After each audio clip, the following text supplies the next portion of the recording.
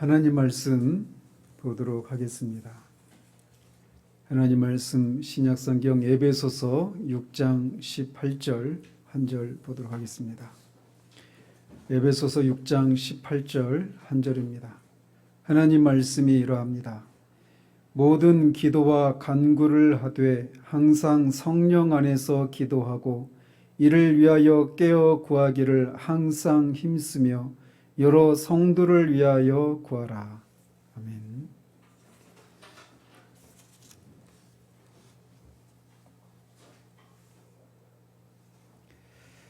지난주까지 성령의 검인 하나님의 말씀에 대해서 살피는 것을 통해서 하나님의 전신갑주에 대해서 모두 살펴보았습니다.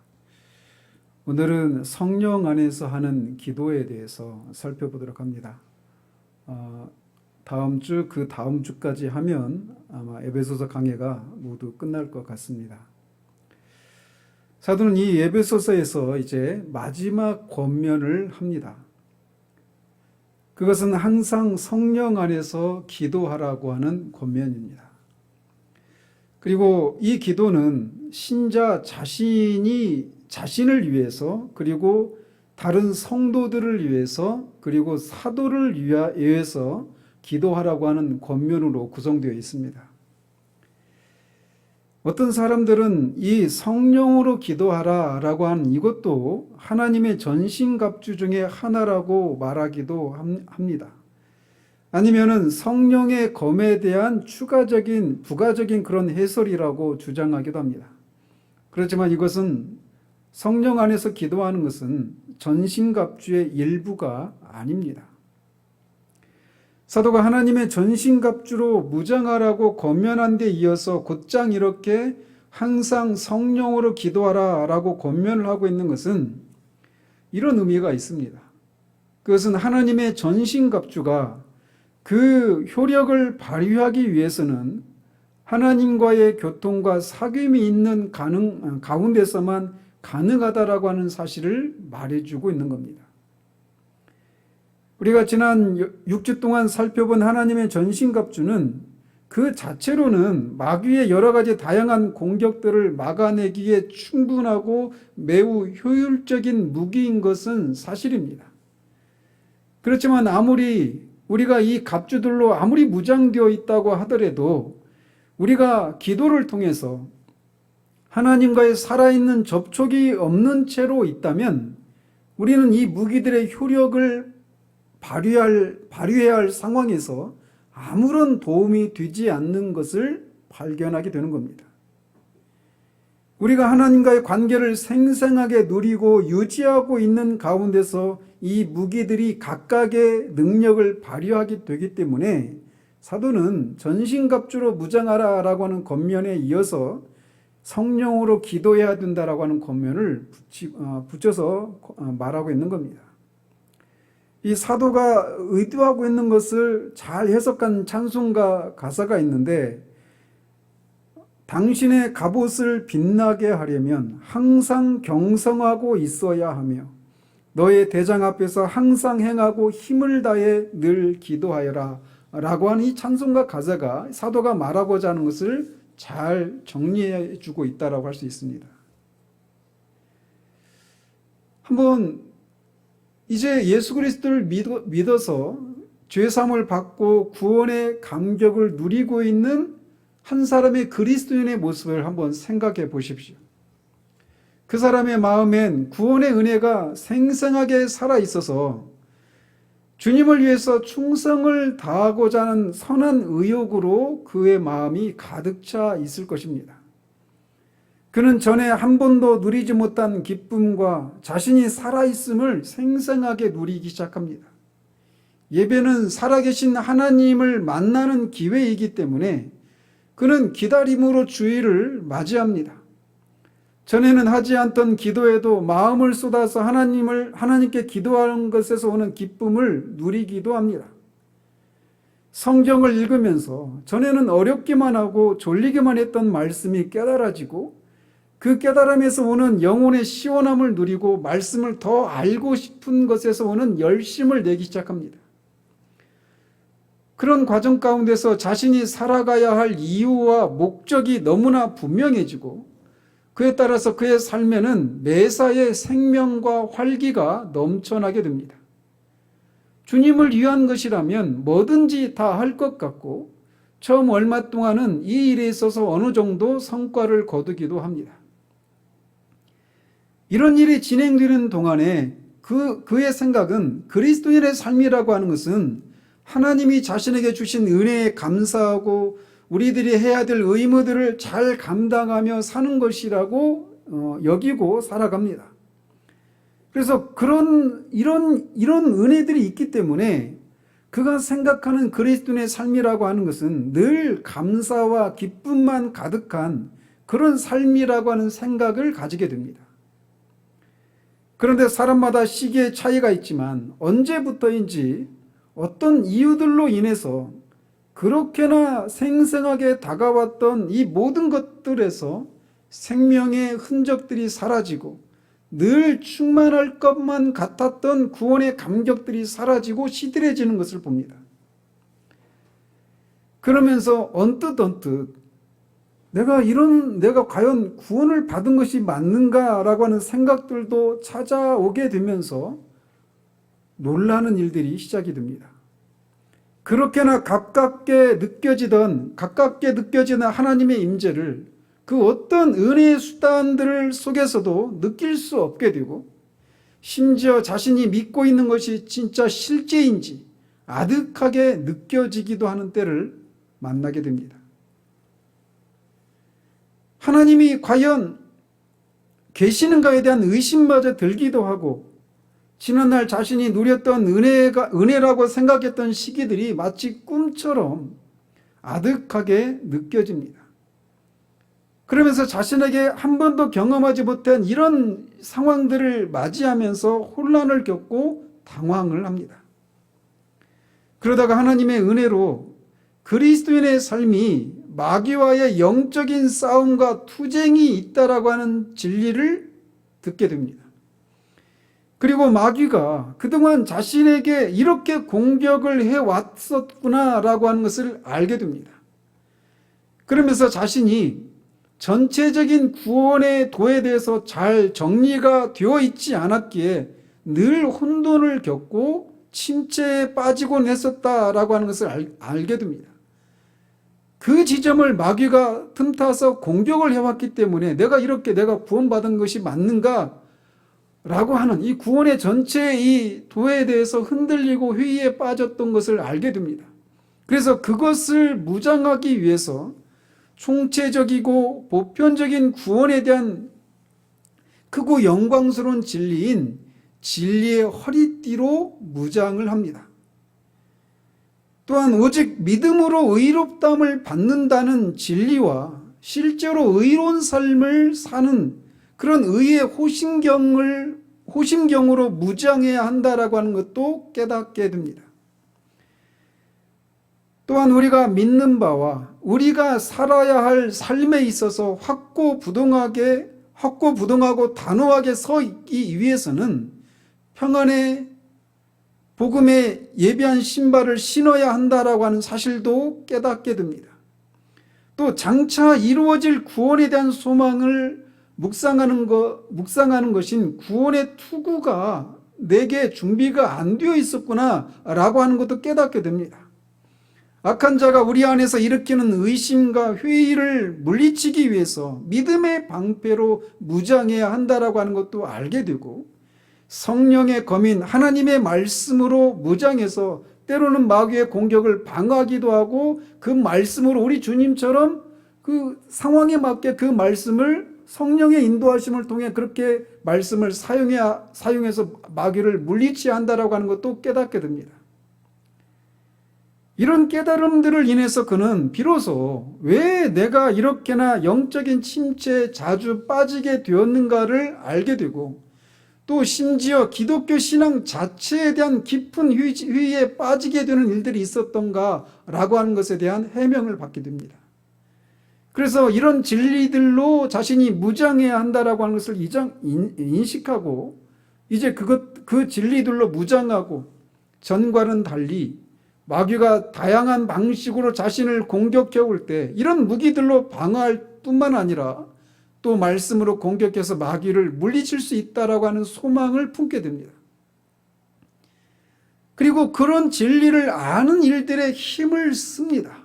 그리고 어느 정도 그런 진리들을 소유한 것을 인해서 이제 내가 전부 다 이런 구원의 전체 도에 대해서 또 특별히 믿음으로 의롭다함을 받는다라고 하는 진리에 대해서 다양한 어떤 성경적인 그런 진리의 체계가 종합적이고 체계적인 그런 진리로 내가 무장이 되어 있다라고 하는 것을 알게 되고 그렇게 스스로 그렇게 자신을 생각합니다. 그런데 문제는 이 모든 것을 가지고 있다 하더라도 마귀의 공격에 패배할 수 있다라고 사도가 말하고 있는 거예요. 이 모든 무기들이 기도를 통해서 하나님과의 살아있는 접촉을 통해 공급하시는 힘과 능력을 힘입지 못하면 반드시 실패하기 때문에 사도는 이 전신갑주를 반드시 갖춰야 할 뿐만 아니라 그 무기들을 실제적으로 힘있게 사용하기 위해서는 성령으로 기도하는 것이 필요하다라고 말을 하고 있는 겁니다. 이것은 정말 수없이 강조하고 있는 죽은 정통의 위험을 물리치기 위한 권면이기도 하는 겁니다. 우리는 기독교 신앙에 있어서 정통이어야 하고 하나님의 전신갑주로 무장되어 있어야 합니다. 마귀와의 싸움을 위해서는 이런 것들로 무장되어 있어야 해요. 사람의 지혜와 능력과 경험으로 마귀와의 싸움을 싸울 수 없단 말이죠. 그렇지만 만약 이렇게 정통이기만 해서는 마귀와의 싸움에서 승리할 수가 없는 겁니다. 이 모든 갑주로 무장하고도 항상 기도하지 않는다면 그런 이 싸움에서 실패할 수밖에 없습니다. 이것은 개인이나 교회에게나 모두 해당이 됩니다. 마치 골리앗과 맞서 싸우기 위해서 골리앗과 싸우기 위해서 나가는 다윗에게 사울 왕이 자신이 입던 갑옷과 투구와 검을 쥐어줬을 때 다윗에게 그것이 그 자체 사울이 썼던 투구, 왕이 쓰는 투구니까 얼마나 더 튼튼하겠습니까?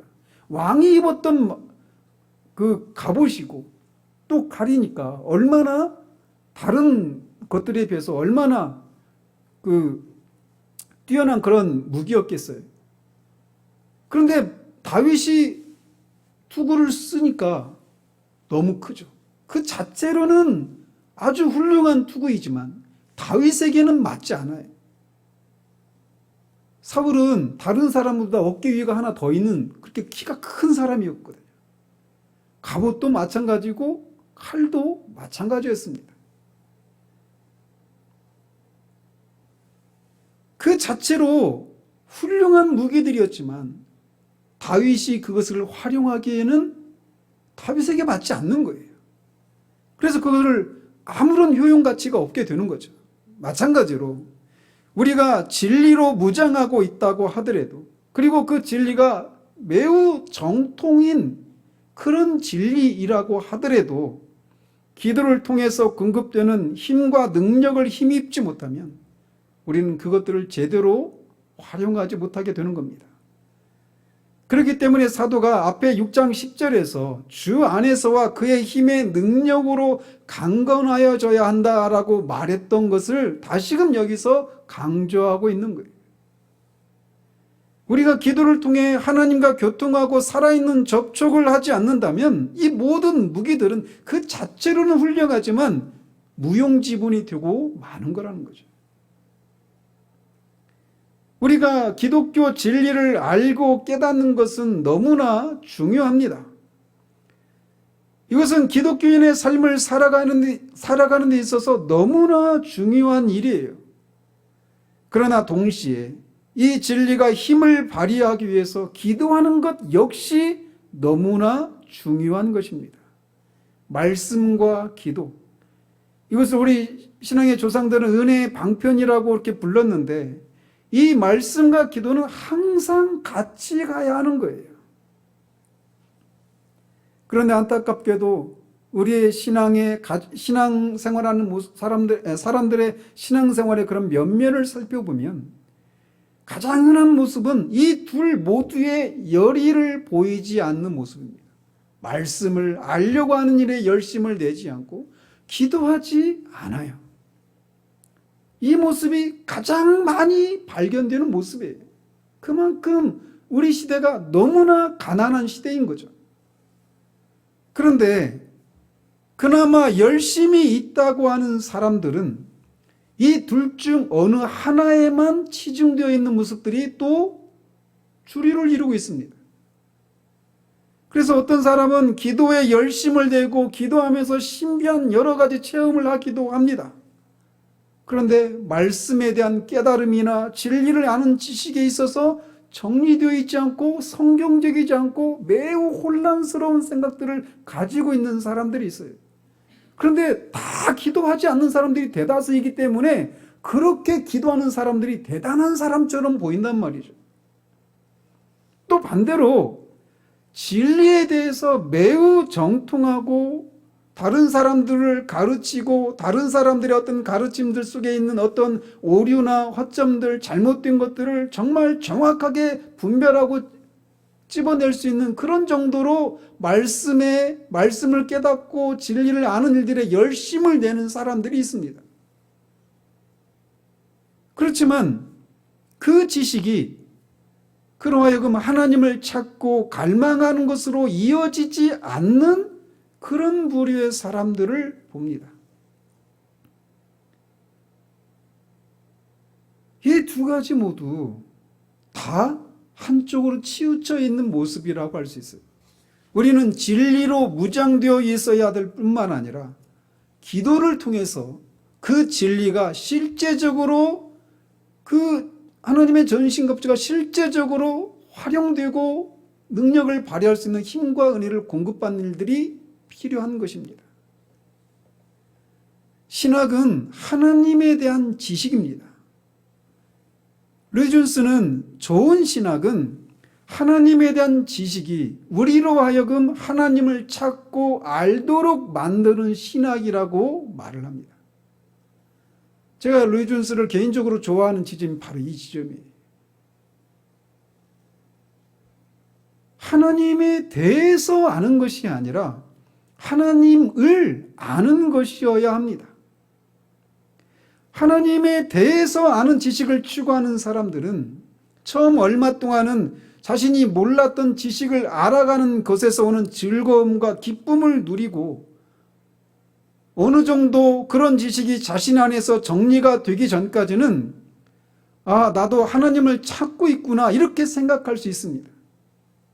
그렇지만 그런 지식이 어느 정도 쌓인 후에 그가 더 이상 하나님을 목말라하지 않는 것을 통해서 자신이 하나님을 아는 지식이 아니라 하나님에 대해서 아는 지식을 추구하고 있었다라고 하는 것을 드러냅니다. 그런 지식은 우리를 메마르게 하고 교만하게 할 뿐입니다. 그렇지만 하나님을 아는 지식을 추구하는 사람은 그렇지 않습니다. 그는 하나님을 아는 지식이 쌓이고 하나님을 어느 정도 알게 된 순간에도 그것으로 만족하지 않습니다. 이 추구는 끝이 없습니다. 끝없는 갈망과 목마름이 있습니다. 물론 그 갈망과 추구에 하나님께서 은혜로 하나님을 알게 해주셨을 때 그는 그 어느 것으로도 대체할 수 없는 하나님을 인해서 그 영혼이 충만해지고 참된 만족을 누리게 됩니다. 그런데 그런 만족이 그로 하여금 나는 이제 하나님을 알게 되었으니 하나님을 더 이상 하나님을 알기를 추구하는 그런 신앙의 여정을 더 이상 내가 계속해 나갈 예전같이 그렇게 할 필요가 없다 이런 생각을 하지도 않고 실제로 그런 삶을 그런 신앙의 추구를 멈추지 않습니다. 왜냐하면 하나님은 무한하신 분이시기 때문에 그래요. 끝이 없습니다. 그래서 로이 존스는 우리가 알게 된 어떤 지식이 우리를 기도로 이끌지 못한다면 그 지식에는 무엇인가 문제가 있거나 우리가 잘못된 방식으로 지식을 추구하고 있는 것이라고 말을 하고 있어요. 참된 지식은, 특별히 하나님을 아는 참된 지식은 우리로 하여금 하나님께 기도하게 만듭니다. 왜냐하면 영생은 유일하신 참 하나님과 그의 아들 예수 그리스도를 아는 것이거든요. 그분을 알고 그분과 교제를 나누는 것이에요. 개인적인 친밀한 교제를 나누고 살아계신 하나님과 살아있는 접촉을 나누는 것이 영생이거든요. 그렇기 때문에 하나님을 아는 참된 지식은 반드시 그로 하여금 하나님과 살아있는 접촉을 나누는 기도로 그를 이끌어 가는 것입니다. 만약 우리가 하나님의 전신갑주로 무장되어 있기 때문에 이제 마귀와의 싸움에서 자신은 안전하다고 생각한 채 기도하지 않는다면, 그래서 그 기도를 통해 공급하시는 힘과 능력을 힘입지 않는다면 이 전신갑주는 무용지물이 되고 맙니다. 그의 영적인 생활에서는 어떤 생기나 활기도 드러나지 않고 무능력하고 무감각한 영적인 것들에 대해서 무디어져 있는 그런 모습을 보게 됩니다. 그리고 마귀와의 싸움에서 패배할 수밖에 없게 됩니다. 그렇기 때문에 반드시 기도해야 하는 거예요. 그런데 사도가 기도에 대해서 언급하면서 모든 기도를 해야 한다라고 말하고 있다는 것을 주목할 필요가 있습니다. 어쩌면 여러분은 오늘 기도와 관련된 말씀을 하는구나 라고 말하면서 벌써 마음에 설교 제목을 딱 보면서 내가 요즘 새벽 기도도 안 하고 있고 또 교회 나와서 개인적으로 기도도 하지 않고 있고 수요 기도에도 나오지도 않고 있는데 라고 생각하면서 마음에 뜨끔하신 분들이 계실 거예요. 물론 우리는 이런 기도들을 해야 합니다. 그런데 사도가 여기서 모든 기도를 해야 한다고 말하고 있어요. 저는 말씀을 준비하면서 이 모든 기도라고 하는 이 표현을 보면서 임진왜란 때 그 권율 장군의 그 지도하에서 2,300여 명 정도 되는 막 의병들 또 승병들 또 그 백성들이 무려 3만 명이나 되는 왜군을 물리쳤던 그 대첩 있잖아요. 행주 대첩이라고 하는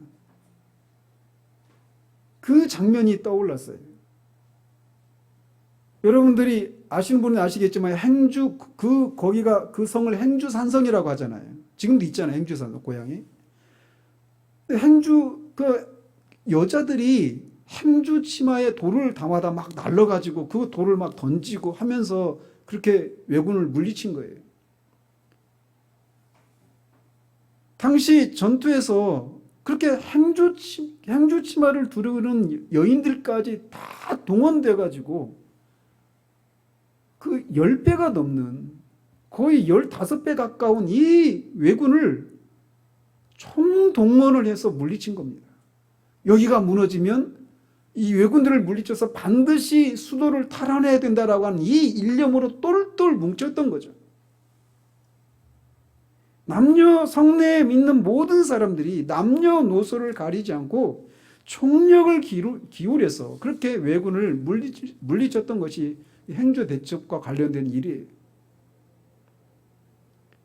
마찬가지로 우리는 모든 신자들은 마귀와 지금 전쟁을 치르고 있다라는 사실을 우리가 기억해야 됩니다. 해도 되고 안 해도 되는 싸움이 아닙니다.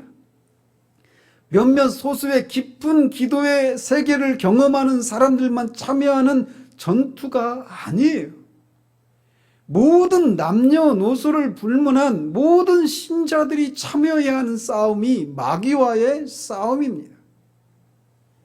그래서 모두 하나님의 전신갑주로 무장해야 하고 이 갑주를 제대로 사용하기 위해서 행주산성에서 여인들까지 행주치마까지 동원해서 전력을 다 쏟아부은 것처럼 우리는 모든 기도를 총동원해야 하는 거예요.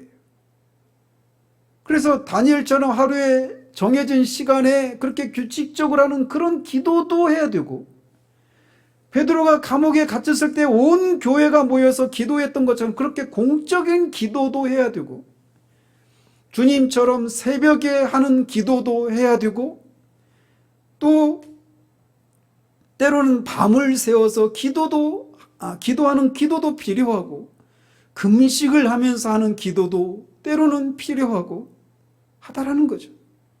이사야 선지자나 모세처럼 하나님을 향해서 논리적으로 신학적으로 하나님 앞에 그렇게 체계적인 그런 기도를 올리는 그런 기도도 필요할 뿐만 아니라 순간적으로 여호수아가 그렇게 기본을 위해서 싸울 때 그렇게 짧게 기도했던 것처럼 순간적으로 하는 그런 기도도 필요한 것이에요.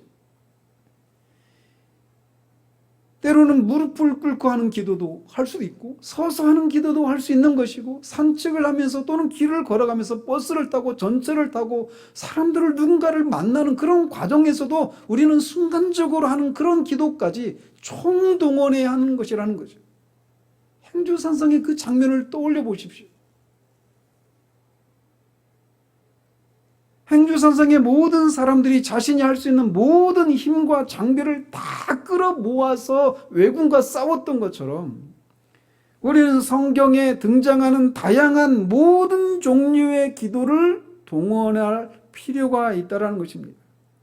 왜냐하면 이것은 전쟁이기 때문에 그렇습니다. 우리가 마귀와의 영적인 전쟁을 하고 있다라고 하는 것을 인식하는 정도에 따라 우리의 기도에는 간절함과 끈기와 어떤 그런 절절함의 정도들이 달라지게 될 것입니다. 사도는 마귀와의 싸움을 싸우기 위해서는 전신갑주가 필요한데 그 전신갑주가 실제로 그런 능력을 발휘하기 위해서는 기도가 필요하다. 그런데 모든 기도가 필요하다라고 말을 하고 있는 거예요. 어떤 형태의 기도든 어떤 방법의 기도든 불문하고 다 동원해야 한다라고 말을 하고 있는 겁니다.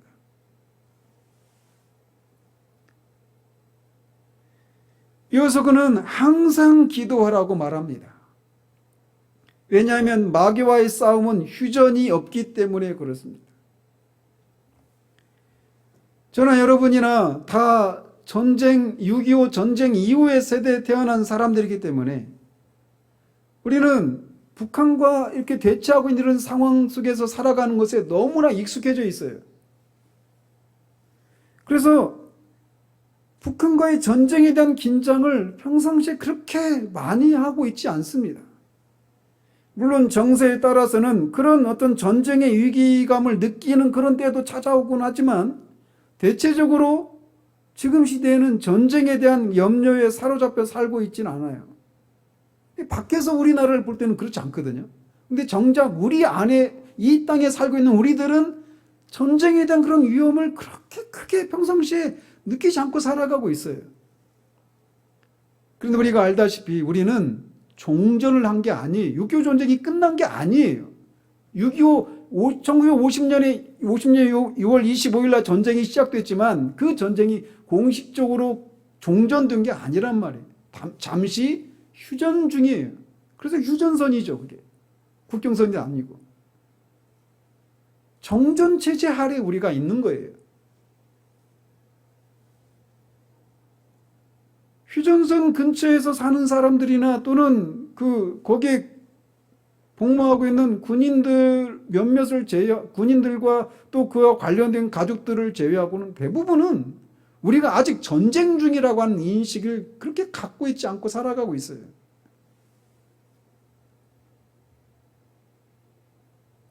마찬가지로 우리가 마귀와의 싸움에 대해서도 정전체제 아래 있는데도 그거 전쟁의 위기를 그렇게 느끼지 못하고 살아가는 것처럼 마귀와 우리가 그렇게 아직 전쟁 중인데 마치 전쟁이 끝난 것처럼 살아가는 경우들이 많다라는 거예요. 우리 안에서. 때로는 우리가 마귀와의 싸움 중이라고 하는 것을 너무나 분명하게 인식하게 되는 그런 치열한 때를 지나기도 합니다. 그런 때 우리는 영적으로 긴장하고 깨어있게 되어 있어요. 그렇지만 그런 시기가 지나면 우리는 머리로는 우리가 마귀와 영적인 전쟁 중이라는 사실을 인정하지만 실제 우리의 삶을 돌아보면 그와의 전쟁이 끝난 것처럼 살아갑니다. 그것이 가장 극명하게 보이는 장면이 무엇이냐면 기도하지 않는 거예요. 마귀가 노리는 것이 바로 그거예요. 마치 전쟁이 끝나버린 것처럼.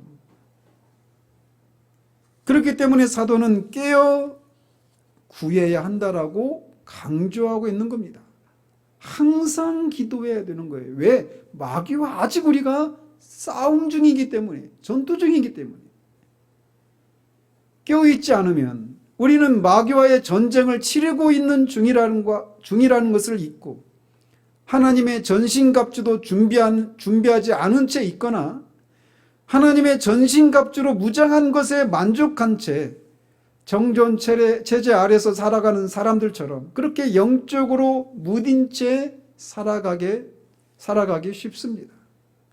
그런 면에서 여러분은 깨어 있습니까? 기도 가운데 하나님과 살아있는 접촉을 누리는 것을 통해서 하나님께서 공급하시는 힘과 은혜를 우리는 늘 공급받아야 하는 거예요. 그것을 위해서 항상 기도해야 됩니다. 왜? 지금도 여전히 마귀와 싸움하고 있는 중이기 때문에. 전쟁이 끝나지 않았습니다. 그렇다면 이렇게 기도 가운데 하나님과 살아있는 접촉을 통해 그분이 주시는 힘과 능력을 공급받는 기도는 어떤 기도일까요? 그것이 바로 성령 안에서 하는 기도입니다. 그래서 사도는 모든 기도와 간구를 하되 항상 성령 안에서 기도하라고 말합니다. 단순히 기도해라 라고만 말하지 않고 성령 안에서 하라고 말하고 있어요. 성령 안에서 하는 기도야말로 기도의 진수이자 생명입니다. 사도는 똑같은 얘기를 2장 18절에서 이렇게 말합니다. 우리가 그리스도로 말미암아 이방인과 유대인이 하는 성령 안에서 아버지께 나아감을 입게 되었다라고 말합니다. 우리가 하나님 아버지 앞에 나가는 길은 그리스도로 말미암아 성령 안에서 가능한 것이라는 거죠. 또 동일한 기도에 대해서 로마서 8장 26절에서는 이와 같이 성령도 우리의 연약함을 도우시나니 우리는 마땅히 기도할 바를 알지 못하나 오직 성령이 말할 수 없는 탄식으로 우리를 위하여 친히 간구하신다라고 말하고 있습니다. 또 유다서에서도 성령으로 기도하며 라고 말합니다. 우리는 모든 기도를 하되 마귀와의 싸움에서 승리하기 위한 기도는 성령으로 하는 기도여야 한다는 사실을 기억해야 합니다. 그것이 기도 형태가 침묵으로 하는 기도이든 통성으로 하는 기도이든 정해진 장소와 시간에 하는 기도이든 또는 그렇지 못하고 길을 걸어가다 하는 기도이든 잠시 일을 쉬고 하는 그런 기도이든 그 어떤 형태와 방법을 막론하고 기도해야 되는데 그 기도는 반드시 성령으로 하는 기도여야 하나님의 전신갑주들이 비로소 효력을 발휘할 수 있다고 말하고 있는 거예요. 성령으로 기도한다라고 하는 것은 외적으로 어떤 형식을 띠는 기도인가와는 상관이 없습니다. 그렇기 때문에 사람들이 흔히 생각하듯이 청산유수처럼 쏟아내는 기도가 성령으로 기도하는 것도 아닙니다. 통성으로 울며 불며 하는 기도만 성령으로 기도하는 것도 아닙니다. 그런 기도라 하더라도 성령으로 기도하는 것이 아닐 수 있어요. 기계적인 방식으로 주문을 외우듯이 하는 기도도 성령으로 하는 기도가 아닌 것은 분명합니다. 제가 어떤 교회 한 10년이 넘은 것 같네요. 어떤 교회 이렇게 예배를 우리 같이 이렇게 중계하는 그런 교회 예배를 설교만 올려놓지 않고 전체를 다 올려놓더라고요. 그 교회는. 그래서 대표 기도하시는 분의 기도를 들은 적이 있어요. 제가 이런 얘기하면 이제 이 대표 기도하시는 분들이 마음의 부담을 확 가지실지 모르겠는데 하나님 앞에 우리가 마땅히 가져야 될 부담은 갖는 것이 맞습니다. 그런데 어쨌든 제가 그분의 기도를 들으면서 정말 기도문이 정말 문학적이에요. 정말 논리적이고 진짜 문학적인 그런 기도를 올리더라고요. 저는 그런 기도 못합니다. 그리고 여러분들도 그런 기도 못하셔요. 죄송한 말씀이죠. 굉장히 문학적이고 굉장히 막 철학적이에요. 그런데 그 기도 속에 어떤 생명의 기운을 저는 느낄 수가 없었어요.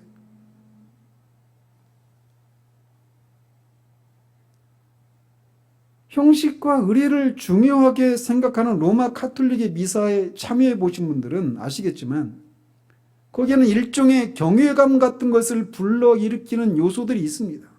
매우 엄숙하게 그 모든 것들을 진행하기 때문에 그런 모습을 처음 보면 언뜻 생각하기에 우리에게는 없는 것들이 저들에게는 있구나 라고 생각하기 쉽습니다. 그러나 거기에는 성령의 역사가 없어요. 거기에는 생명이 없습니다. 물론 개신교 진영에서도 말씀이나 기도가 성령으로 행해지는 것이 없다면 마찬가지지만 말이죠. 어쨌든 기도를 하되 기도의 진수는 성령 안에서 혹은 성령으로 하는 기도여야 합니다.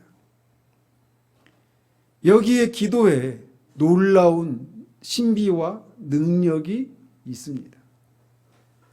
문장으로 치자면 말씀드린 것처럼 굉장히 문학적이고 논리적이고 심지어 성경적인 그런 기도문일 수 있고 사람의 마음을 움직이는 감동을 불러일으키는 정말 기도가 정말 대단하다 이렇게 생각하는 기도일 수 있습니다. 그렇지만 그런 기도라고 해서 그런 기도가 성령으로 하는 기도가 아닐 수 있는 겁니다. 아무리 문학적으로 논리적이고 심지어 성경적이고 교리적인 기도문이라고 하더라도 그것 자체가 성령으로 하는 기도를 대신해 주거나 보장해 주는 것은 아니에요. 그렇다면 성령으로 하는 기도는 어떤 기도일까요? 한마디로 말씀드리면 그것은 성령님이 우리 안에서 기도를 주장하시고 조성하시고 기도할 수 있도록 그 기도할 수 있는 힘을 제공하시는 그런 기도를 의미합니다. 그래서 로마서 8장 26절에 이와 같이 성령도 우리의 연약함을 도우시나니 우리는 마땅히 기도할 바를 알지 못하나 오직 성령이 말할 수 없는 탄식으로 우리를 위하여 친히 간구하신다라고 말하고 있습니다. 신자 안에 계시는 성령님이 신자 안에서 이렇게 우리가 기도할 수 있도록 우리를 이끄시고 기도의 소망을 조성하시고 기도할 수 있는 힘을 제공하시는 기도, 이게 성령을 하는 기도란 말이죠. 성령을 하는 기도에는 경배와 찬양으로 우리를 이끌어주고 우리의 마음을 부드럽게 해주고 자유함을 가져다 줍니다. 우리가 기도하기 위해서 끙끙대다가 성령께서 우리를 이런 기도로 우리를 이끄실 때 우리는 갑자기 기도 안에서 어떤 능력을, 어떤 자유함을 인식하기 시작하면서 기도가 갑자기 진짜 막 기도가 흔히 그런 표현을 하잖아요. 기도가 막 터진다, 기도가 쏟아진다 이런 표현을 하잖아요. 그런 기도를 하는 동안 우리의 생각은 우리가 기도하는 것에 집중하게 되고 그 기도에 우리의 마음이 감동을 받아 우리도 스스로 놀라는 그런 자유함 가운데 하나님께 우리의 소원과 간구를 올려드리게 됩니다. 그리고 이것은 갑자기 찾아오는 거예요. 갑자기 성령께서 우리 기도 가운데 임하시면 우리는 우리 자신을 잊고 우리 입에서 우리도 놀랄 정도로 말이 막 쏟아져 나오고 우리의 기도에 힘이 실려 있는 것을 보게 됩니다. 그리고 우리가 하나님께, 살아계신 하나님께 기도하고 있다라고 하는 분명한 인식을 가지고 기도하게 됩니다. 그런 기도는 개인적으로 하는 기도이건 공적으로 함께 모여서 하는 기도이건 똑같이 임할 수 있습니다. 공통적인 요소가 있다면 그런 자유함이 임하는 거예요. 그래서 시간이 얼마나 흘렀는지조차 모르게 기도가 이어지기도 합니다. 이것은 평상시에 말을 잘하는 사람들에게만 임하는 것이 아닙니다. 성령께서 우리 안에서 그렇게 우리의 기도를 이끄시고 조성하시고 기도할 수 있는 힘을 제공하실 때 우리는 평상시에는 말을 더듬는 사람도 그런 기도하면서 자신도 놀라고 다른 사람들도 놀랄 정도로 그런 자유함과 언어를 사용하는 데 있어서 말할 수 없는 자유함을 누리게 됩니다.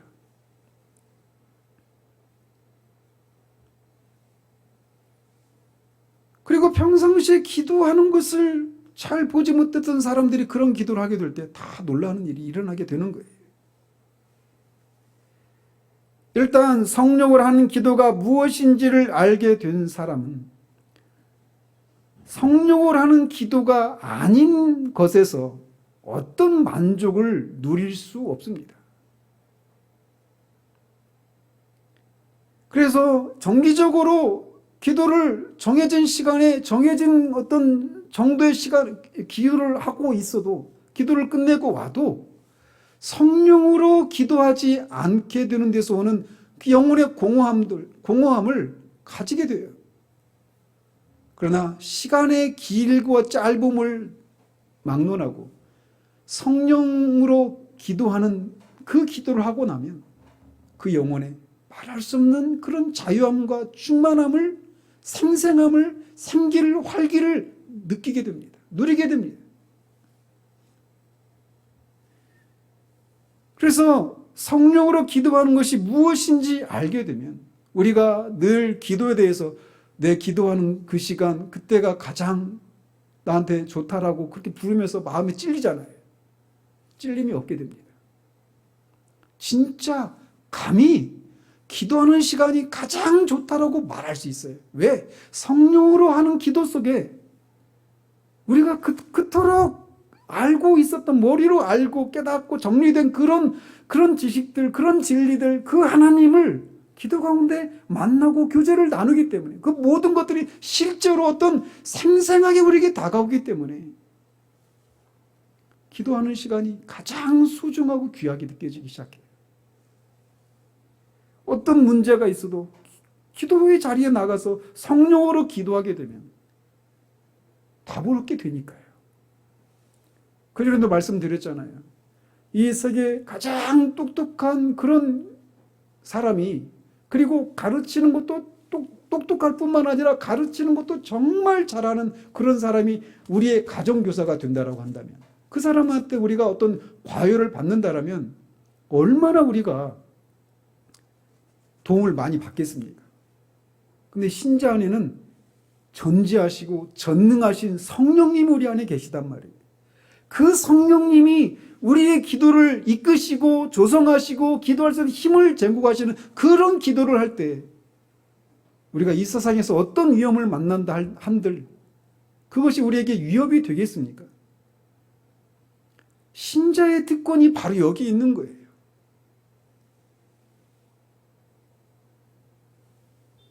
성령을 하는 기도를 통해서 그는 하나님에 대해 아는 것이 아니라 하나님을 알게 됩니다. 그런 기도를 통해 자신도 놀라게 되는 그런 논리정연한 말들이 하나님께 기도로 올려지면서 기도하게 되고 그런 과정 속에 그는 새로운 진리들을 깨닫게 됩니다. 그러면서 기도하면서 진리들을 깨닫는 일들이 일어나요. 그리고 그것을 나중에 이런 설교를 통해서든지 그런 일들이 무엇인가를 이런 설교를 통해서 해명을 받을 때 또는 그런 것들을 다루고 있는 책들을 읽으면서 내가 경험한 것이 내 안에 일어난 것들이 이런 것이었구나 라고 하면서 비로소 자신의 말로 자신의 생각으로 정리된 생각들을 가지게 되는 거예요. 하나님을 아는 지식은 바로 이런 방식으로 알게 될 때 거기에 실제적인 능력과 생명과 활기가 있게 되는 것입니다.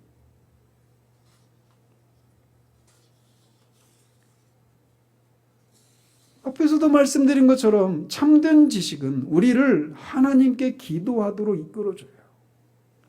마찬가지로 성령을 하는 기도는 우리를 참된 지식으로 이끌어줍니다. 이 둘은 서로 선순환을 해야 되는 거예요. 그리고 그것은 끝이 없습니다. 기도 가운데 그런 놀라운 자연 가운데 그런 진리들을 하나님 앞에 기도 가운데 진리의 요소들을 깨닫고 그런 것을 하나님 앞에 아뢰고 그리고 나서 그런 것을 정리한 책들을 통해서 또다시 그 진리가 체계가 잡히고 그런 가운데 또 기도 가운데 또 다른 진리를 깨닫고 또 정리되고 이런 방식으로 하면서 우리가 계속 견고해지고 영적인 생명과 활기를 누릴 수 있게 되는 것입니다.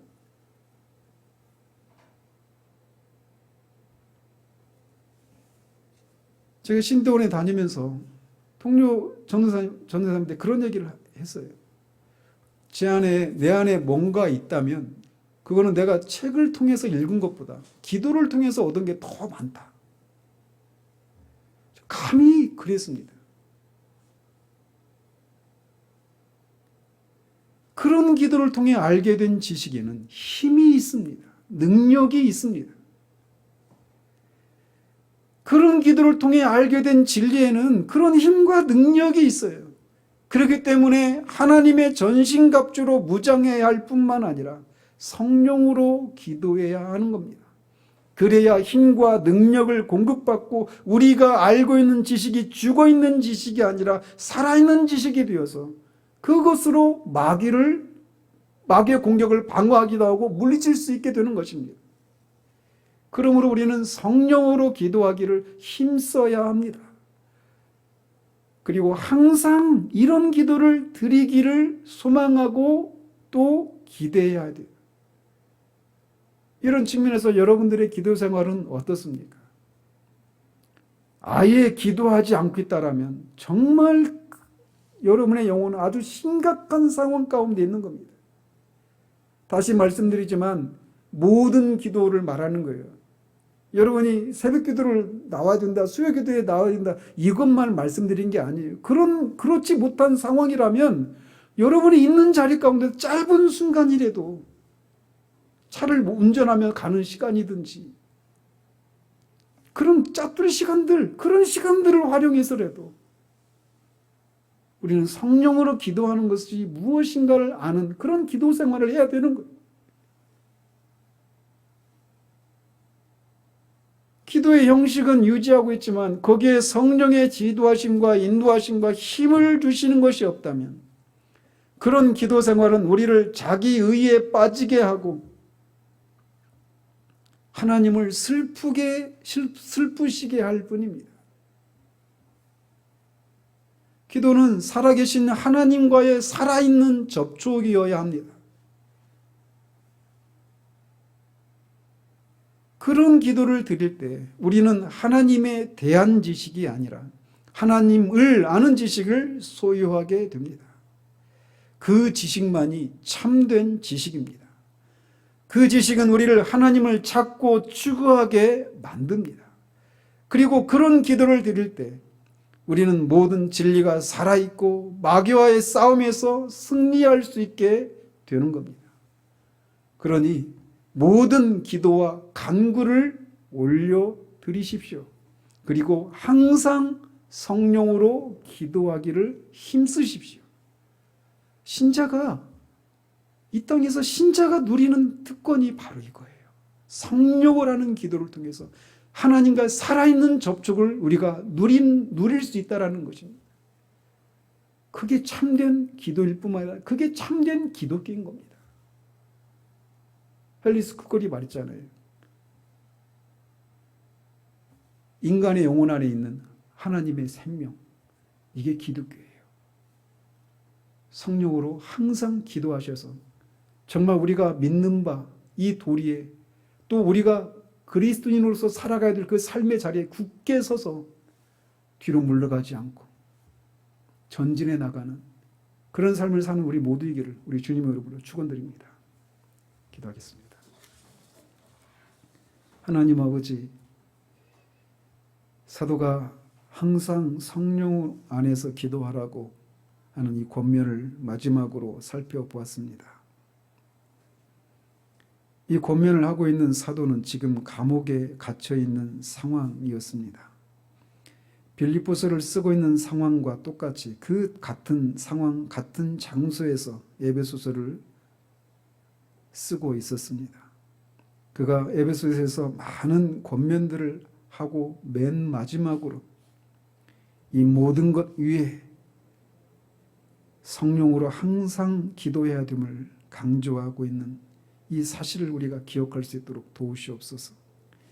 우리가 아직 마귀와의 싸움이 끝나지 않은, 아직도 마귀와 전쟁을 하고 있는 상황인 것을 기억하고 우리가 동원할 수 있는 모든 기도를 다 총동원해서 마귀와의 싸움에 필요한 진리들이 그 힘과 능력을 발휘할 수 있도록 하는 그런 기도를 올려드리는 우리들 될 수 있도록 도우시기를 원합니다.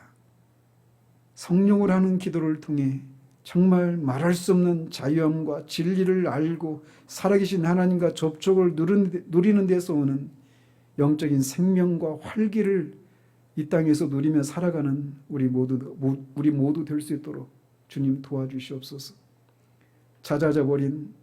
잦아들어버린 우리의 기도 영을 다시금 회복시켜 주시고, 우리가 정기적으로 나와 하나님 앞에 기도할 수 없다라면 우리의 삶의 그 짜투리 시간들을 통해서라도 하나님 앞에 참으로 단발마와 같은 그런 탄식을 쏟아내는 것을 통해서도 성령으로 기도하는 것을 통해 다시금 우리 영혼이 살아나고 우리의 삶이 우리를 짓누르지 않고 우리의 삶을 능히 우리 어깨에 메고 그렇게 주님을 위해 살아가고 마귀와의 싸움에서 승리하는 그런 삶을 살아가는 우리 모두 될 수 있도록 도우시기를 원합니다. 예수 그리스도 이름으로 기도합니다. 아멘.